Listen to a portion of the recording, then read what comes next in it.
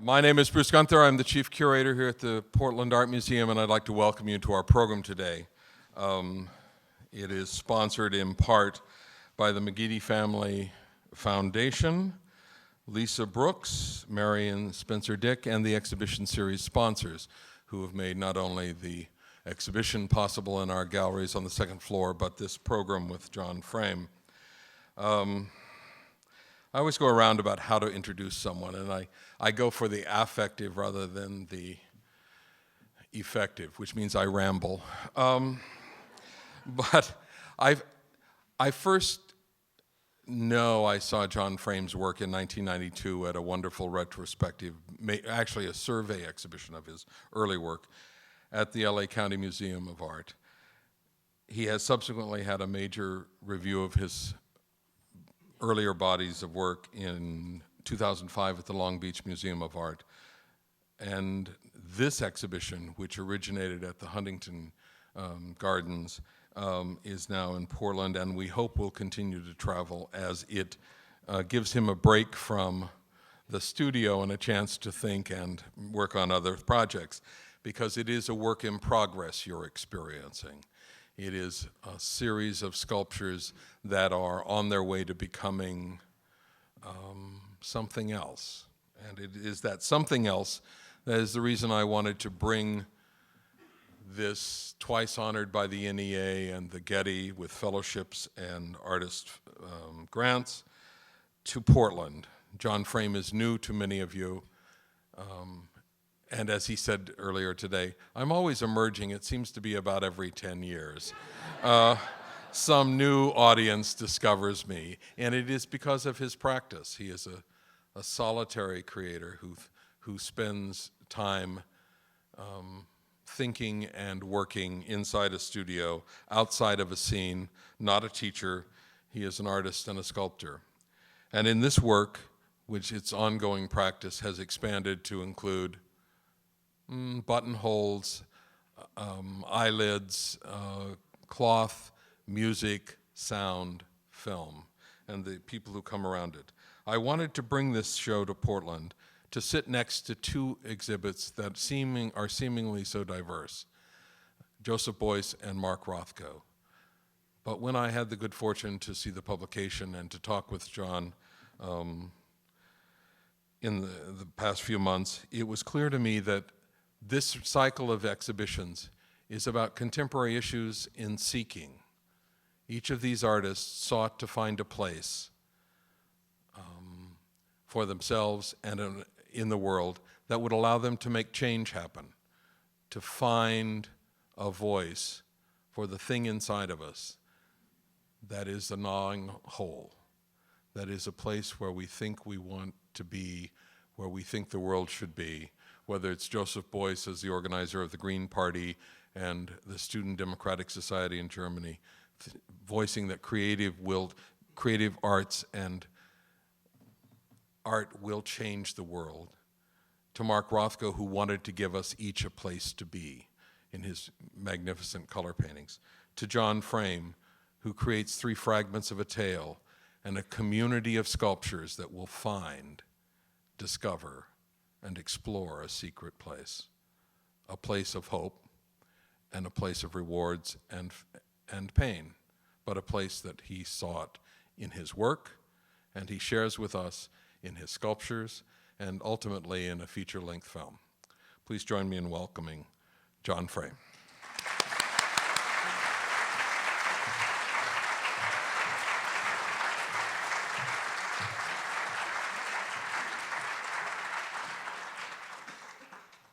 Thank you. That was probably the nicest introduction I've had in a very, very long time. I really appreciate it. I appreciate the museum, Brian and Bruce, and all of the staff here. They've made me feel so welcome. The town has made me feel welcome. And I would just like to thank you. And I would also like to thank you in advance for taking the time to come out and to listen to what I have to say about the work. I feel really privileged to be here. And I hope you'll enjoy what I have to say and what I have to show you on the screen behind me. I'm gonna have a quick swig of water.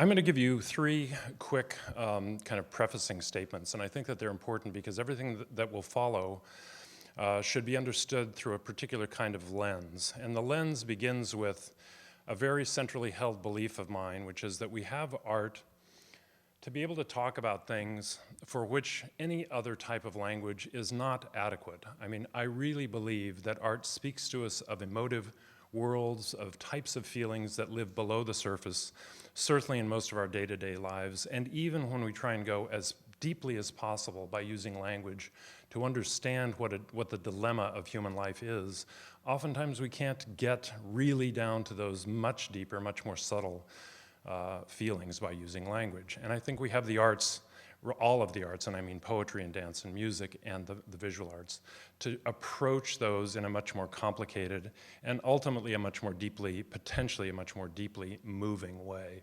So my goal from the beginning has been to do this thing that is outside the realm of language. So it's always a bit ironic when I'm asked to come and speak about my work. I live a fairly monkish existence. I really don't have a social life outside of my relationship with my wife and our family. It's always very strange to be asked to come out and do this, but so long as you understand that what I really have to say to you is upstairs in the gallery, that's it. Everything else that I'm about to say is something of a tale that I'm inventing to help you to understand a bit of the context, a little bit of the behind me information. In the end, what you see upstairs is in fact a kind of a moment when I've turned myself, not a moment, but a number of years through which I've turned myself inside out. You will know me much better by seeing what's there than by what I can say up here. It's just not possible for me to speak to you as I can speak to you in that. So sort of ignore what I'm having to say, look at these, and then go back upstairs and see the real thing. The second thing is that I'm not at all interested in convincing anyone in the audience of anything that they don't feel with the work. I think that we've been in a period of perhaps 40 or 50 years where art has increasingly required a lot of explanation to be understood. I don't have any opposition personally to that kind of state of reality, but I believe that we've arrived at a moment where we need to begin to trust our own responses to art. I think that what you feel when you stand before a work of art should be trusted. And I'm not talking about a person who simply walks in off the street and has no passion for art, no understanding of art. That's not the person I'm thinking of. The person who cares about art and really has some sense of what it can mean, those people, and I include myself in this, really need to trust their own reactions. And if it looks like there's no content in the work, go ahead and say, I understand why this is in a museum or in a gallery, but it feels like it has no content to me. And if you see something and it has content, regardless of how it's regarded in the larger world, in the critical world, trust your own judgment. So I'm not here to convince you, trust none of us. Really, trust yourselves. The third thing is something that's happened when this particular body came out at the Huntington Museum. I'd been working, the Huntington Library, excuse me, and it has even a much longer name that I'm going to leave out right now.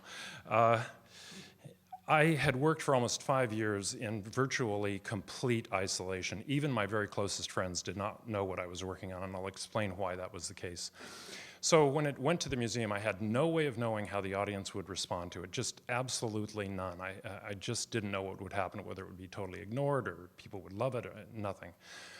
And what became apparent immediately was that many people were responding to this body at a very deep level. I mean, it was really coming across as something that people had not seen before, and that was what repeatedly happened. I would be at the museum, and it's happening here now, and people come up to me and say, I've never really seen anything like this, and I hope that that's true. I hope that this is a unique body of work in the world, and that's a big thing to try and bite off and say. But I think if you think about it very carefully, there really isn't anything quite like this, and there are very specific reasons for why that's true. And what I want to talk with you about for the next 30 or 40 minutes is the set of reasons that, in the end, produces the body of work that's upstairs. So I'm going to have to go back and do something that is not typically maybe the most interesting thing for people to hear. I actually have to go back into my childhood a bit. And I have to more specifically go to the moment when I really began to think about the art world and to make my own specific decisions about how I would engage the art world. So we're gonna pause. We're gonna go back into my life for a little bit. We're going to show shots on the screen that are, there'll be two sets. The first set will be my work from about 1980 until around the year 2000. So you're talking about a 20-year period of work. You'll see that all of the figures are static. Nothing was mobile. I'm self-taught, so the first slide you'll see is literally the first piece I did. It was done with a kitchen knife and some little pieces of wood. It took me about 4 hours to make, and I'm only showing it because we have to have a ground plane to begin to build to the point of what's upstairs. So I think at this point we can, the other thing is having to do with scale. All of the images throughout the entire course of my career, with a couple of exceptions, are small scale carved pieces. I've done some additional materials, but usually they're hand carved, sometimes they're cast. And then there, especially in recent years, there's a big introduction of a lot of found objects. So, and that'll be obvious in what you see. The first block of slides will take you, as I said, from about 1980 until 2000. There'll be a gap there, and then everything in that second block will be related to the project upstairs. Okay, so if we can lower the house lights, I will go ahead and launch these slides and start to tell you. Remember, it's a made-up story, even though it's true.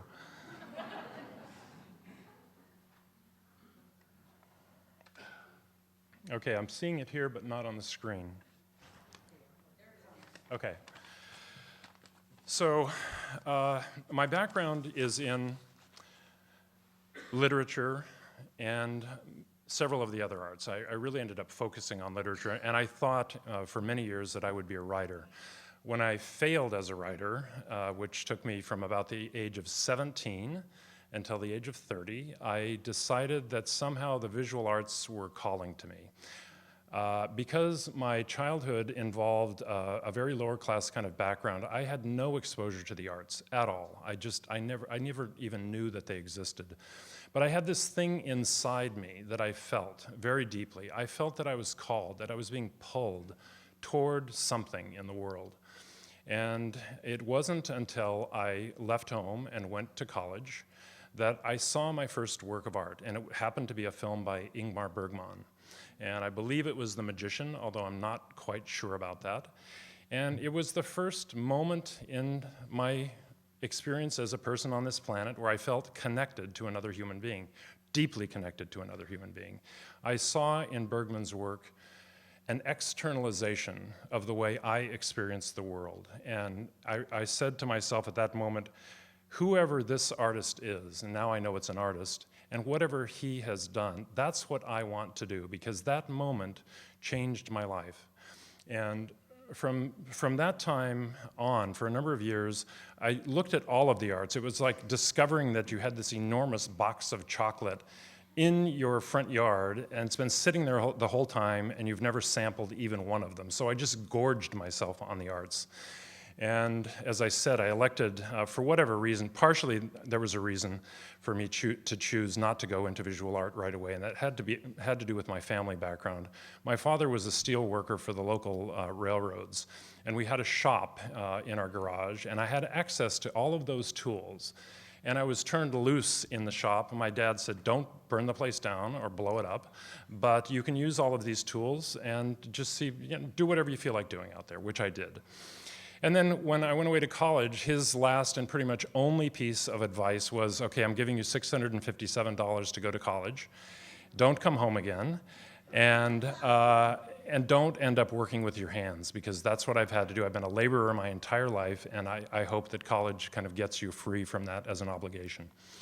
So I had it in my head that I could do anything but not work with my hands, and it just kind of was embedded in my awareness of the world. And unfortunately, that took me about 13 years to overcome. So as I said earlier, I finally arrived at this moment where I said, okay, As a writer, I'm being blocked almost all of the time, and when I'm blocked, I'm drawing. I'm always drawing, and over the course of that 10 or 12-year period of trying to write and failing at it, I developed inadvertently a skill with a pencil, so I could actually render fairly well. And so I said, all right, I'll go now and really try and learn about art a bit, because even though I was aware that it was out there and I'd gone to a few museums, I'd kind of I didn't really understand it. My experience remained quite limited. I was much more involved in theater, and especially literature and Shakespeare and poetry. And Laura, if you'll tell me when I hit that one slide, if you give me a cue of some kind. So because I didn't, there I am here. So now, how do I pause this? You know, I'll just keep talking over it. This is a piece I would like to come back and talk about a little bit later, because it is the seminal piece that leads to what you're seeing upstairs. But I'll just keep going. So I didn't know anything about visual art, and my approach was, I think, fairly well reasoned. The first thing I decided to do was go into Los Angeles and just look at everything. I went to the museums, I went to the art galleries, I did it religiously. I would go in every weekend. I went to see absolutely everything. It was an entirely Catholic approach to seeing contemporary art, but it was focused on contemporary art, because I'm living in about the year 1977, 78. I should be looking at what artists in my period are doing. And I found immediately that I was not touched by what I was seeing, and I didn't know why. I just felt that repeatedly at the museums and galleries, something is missing here for me. I'm not getting the hit that I'm getting from music and literature and the other arts. And I took that to be my failing. I thought, all right, I don't know anything about this one for some reason. I'm not getting it, so my obligation is to go back and learn about it.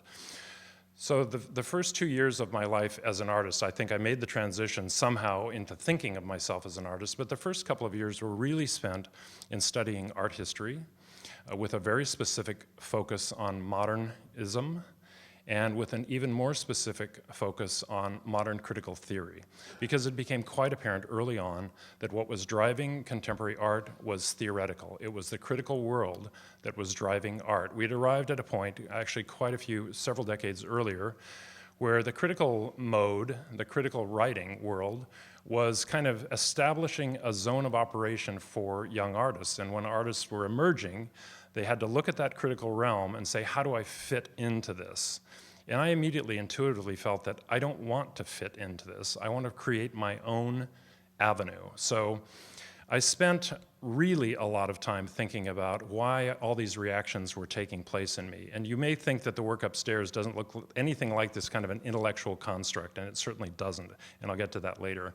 But in order to get onto the path to create the work that you're seeing there, I had to sort out some very basic things. So I arrive at this moment where I don't understand it. I spend these years, two and a half years, reading intensely about it, and I come to my own conclusions about what has happened. And this is a rather gross oversimplification, and it would take several hours to really fill in a lot of the blanks. But I believed that what had happened in the history of modern art was that it was very much, the metaphor would be a child taking a clock apart really to understand how it works. It's a very intelligent thing to do. It's a very worthwhile, smart approach to learning. So modernism, especially in the early decades, breaks art down into its essential components. And again, it's a simplification, but we can think of those components as head, heart, and hand.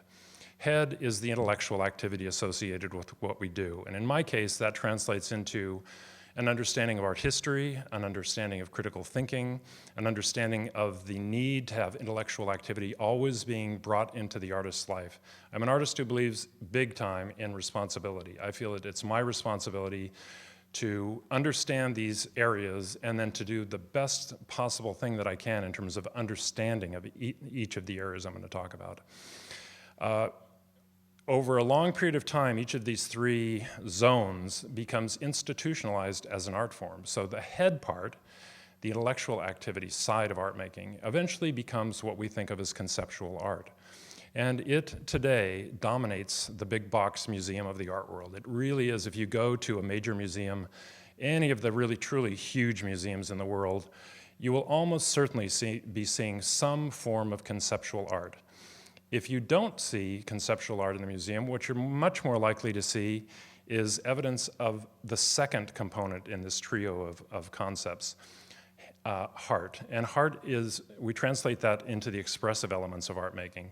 We now call it expressionism, or in this day, we would call it neo-expressionism. So it's the emotive content of art making.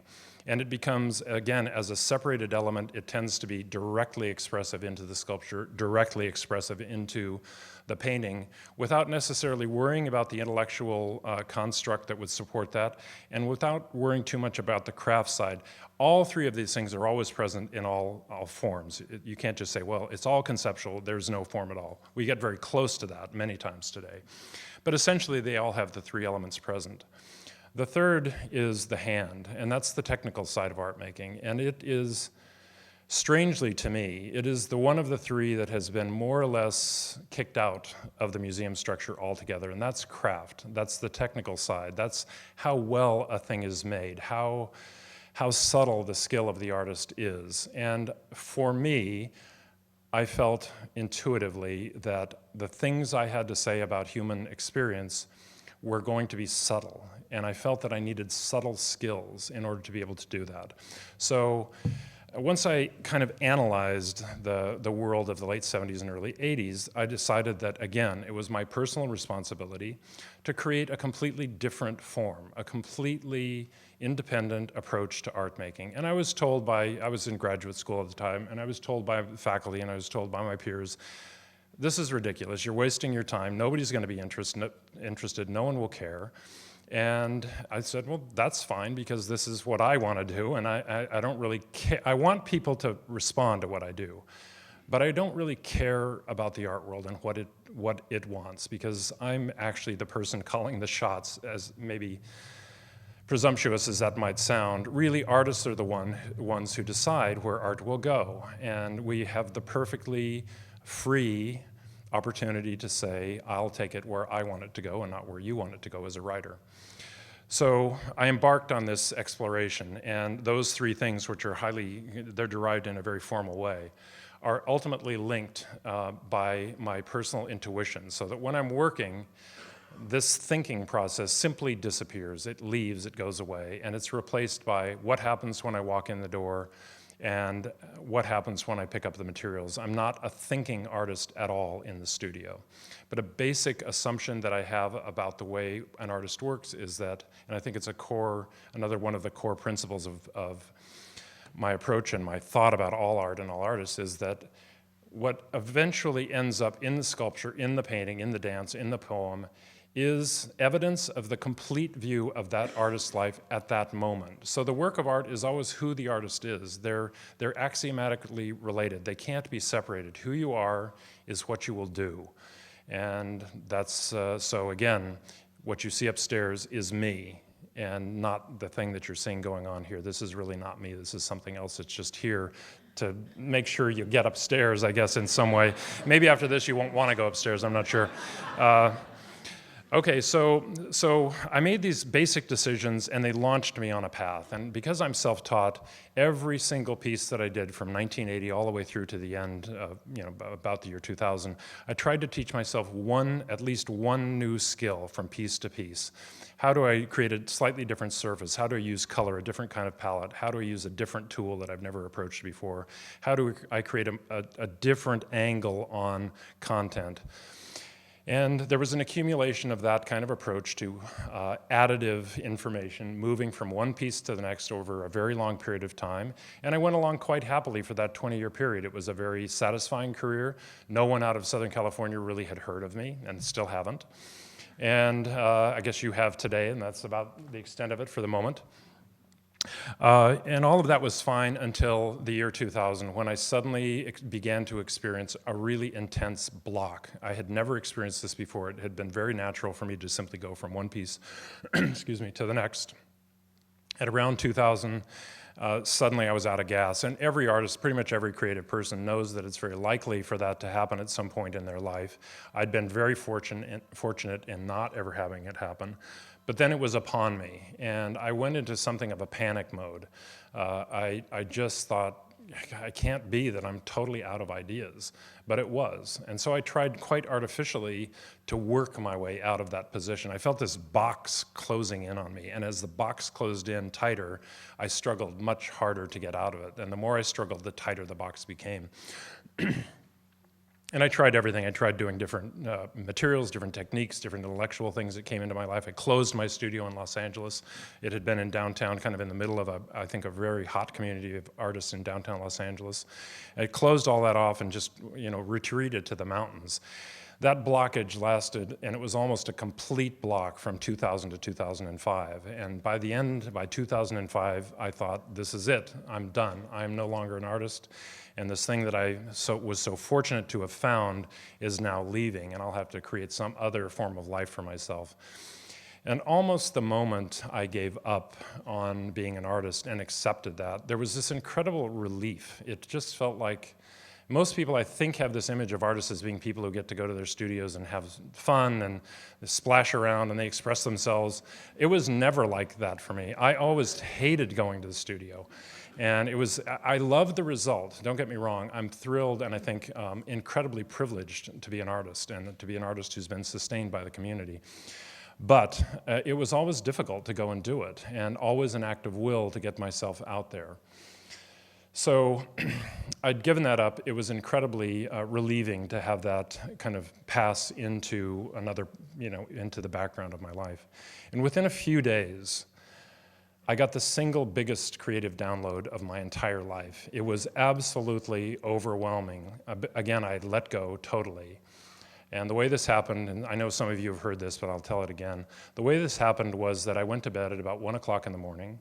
And at about 2 o'clock in the morning, I was awakened almost by it felt like a physical contact. I was pushed back into consciousness. And instead of coming fully into a conscious waking state, I was suspended in a state between the dream world and the waking world. And I know now, in retrospect, I know that that's called the hypnopompic state. The hypnagogic state is when we're falling asleep and we catch a glimpse. The conscious mind catches a glimpse of the dream world before you fall asleep. The waking side, the hypnopompic side, is when we're waking and we catch that glimpse, just a tiny moment of vision where it's a conscious, people also call this lucid dreaming. But usually it's just a tiny, tiny little glimpse.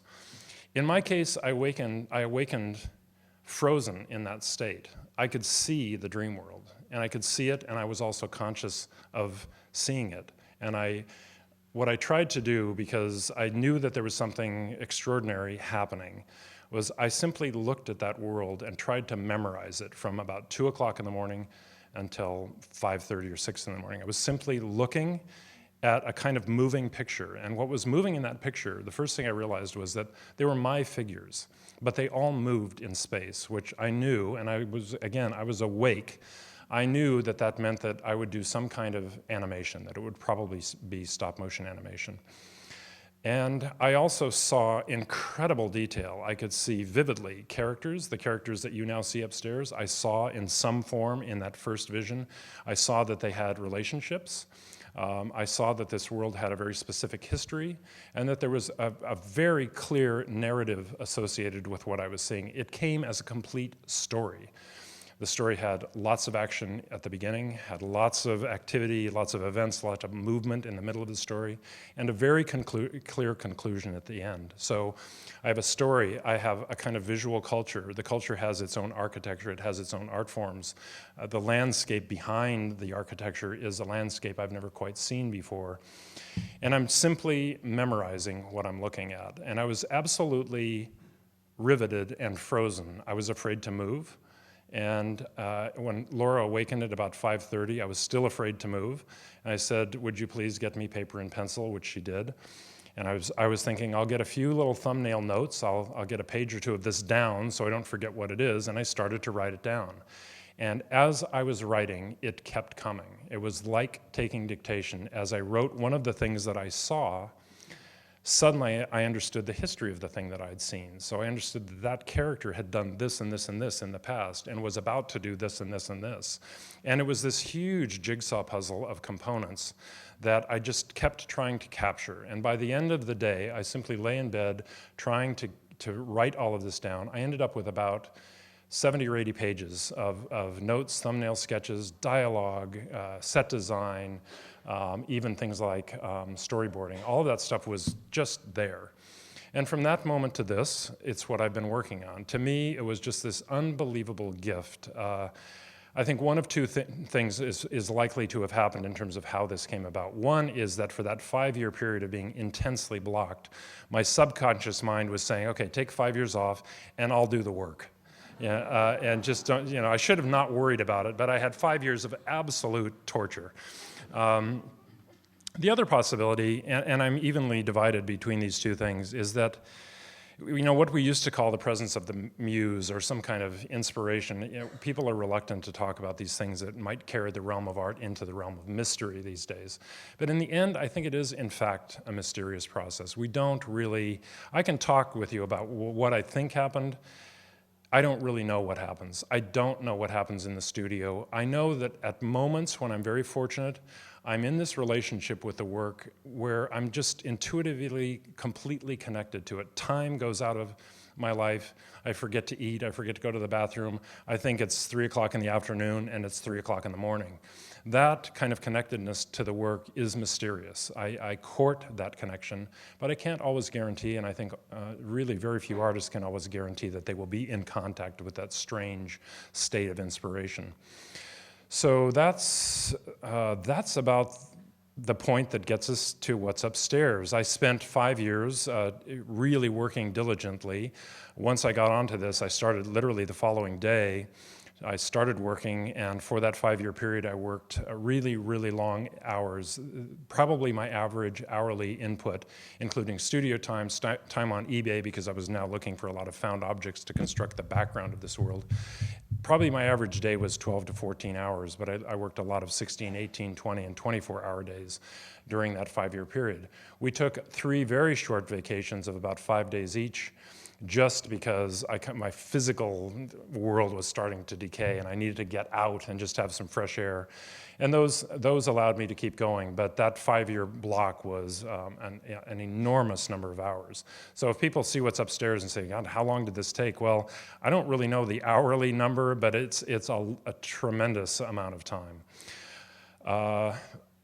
And then bringing the work into the world in terms of engaging it with the museum structure and with people. My goal is simply to get the work in front of you. I'm not looking to be famous or rich. I've managed to be neither one of them quite well so far, and I don't feel the particular need to be either one of them. But I do want to have the work reach the audience, and I think if I can get through the screens that are set up between an artist and the audience, I can do what I want to do, which is to touch you. I want you to be moved by the work. I want you to feel what I've invested in it, and to feel that this is a unique thing, that this is what I'm getting. And again, I'm only speaking for myself in terms of my desires, my aspirations. I don't know what you get from it. I simply can tell you that what I hope you get from it is something that gets you down in here. And I would ask that you trust that if you get that down in here, and not question it, not think about too much how that happens or why it happens, but the fact that it does happen. And the reason I'm trying to do that for you is because that's what was done by me and done for me by the artists I respect in the world. And it's just the most powerful thing for me that I want to be able to do that for you. So that's the talk.